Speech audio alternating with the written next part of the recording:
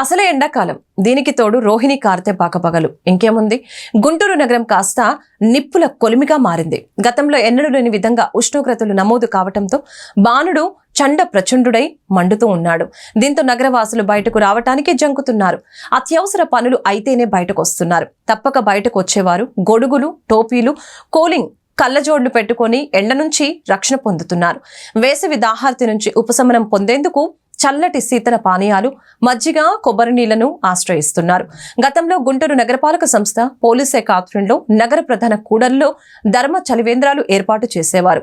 ప్రస్తుతం ఎన్నికల కోడ్ అమల్లో ఉన్నందువలన ప్రభుత్వ అధికారులు వీటి గురించే పట్టించుకోవటం లేదు. అక్కడక్కడ స్వచ్ఛంద సంస్థల ఆధ్వర్యంలో ధర్మ చలివేంద్రాలతో పాటు మజ్జిగ పంపిణీ కార్యక్రమం కొనసాగుతుంది. వాతావరణంలో వచ్చిన మార్పుల కారణంగా మానవ తప్పిదాలతో గ్లోబల్ వార్మింగ్ ప్రభావంతో ఉష్ణోగ్రతలు రోజు రోజుకి పెరిగిపోతున్నాయి. దేశ రాజధానిలో ఇప్పటికే ఉష్ణోగ్రతలు 52 డిగ్రీలు దాటడం దీనికి అద్దం పడుతోంది. గతంలో రోడ్ల పక్కనే నీడనిచ్చే పచ్చని చెట్లు ఉండేవి. ప్రస్తుతం అవి కూడా లేకపోవడంతో ఎండలకు ప్రజలు తాటెత్తుతున్నారు. వర్షాభావం లేమితో ఇప్పటికే భూగర్భ జలాలు పూర్తిగా అడుగంటాయి. ఇప్పటికైనా పాలకులు ప్రజలు మొక్కలు నాటే కార్యక్రమాన్ని ఒక యజ్ఞంలా తీసుకొని భావితరాలకు కొంతైనా ఎండల నుంచి రక్షణ కల్పించాల్సిన ఆవశ్యకత ఎంతైనా ఉంది. అలాగే ఇంకుడు గుంతల కార్యక్రమం కూడా చేపట్టాలని కోరుకుందాం. ప్రకృతి ధర్మానికి సామాజిక బాధ్యత జోడిస్తేనే మండే ఎండల నుంచి రక్షణ పొందేందుకు ఆస్కారం ఉంటుందని పలువురు వ్యాఖ్యానిస్తున్నారు. అందరికీ నమస్కారం. మరి రోహిణి కార్తె వచ్చేసింది. జనమందరూ తీవ్రమైన ఎండతో, వాతావరణంలో వేడి గాలులతో చాలా ఇబ్బందికరమైన పరిస్థితులు అనుభవిస్తున్నారు.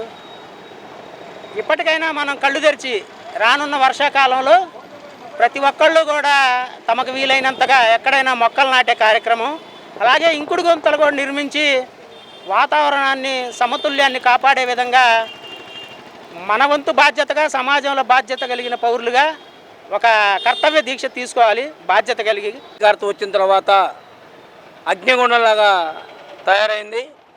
గతంలో పోలీస్ శాఖ వారు కానీ, మన మున్సిపాలిటీ శాఖ వారు కానీ, కమిషనర్ గారు చలివేంద్రాలు పెట్టేవాళ్ళు. ఈసారి ఆ చలివేంద్రాలు కూడా నోచుకోలేని పరిస్థితుల్లో ప్రజలు చాలా ఇబ్బంది పడుతున్నారు. 50 డిగ్రీలు వచ్చే అవకాశాలు ఎక్కువ ఉన్నాయని చెప్పి వార్తల్లో కానీ న్యూస్ పేపర్లో వేస్తున్నా కూడా చలనం లేకుండా ఈ డిపార్ట్మెంట్ వాళ్ళు ప్రవర్తిస్తున్నారు. ప్రజలు చాలా చాలా ఇబ్బంది పడుతున్నారు. 10 దాటితే రోడ్డు మీద జనం కూడా లేని పరిస్థితి ఏర్పడింది. ఇప్పటికైనా చలివేంద్రాలు పెట్టి ప్రజలకి సౌకర్యాలు కల్పించాల్సిందిగా కోరుతున్నాం.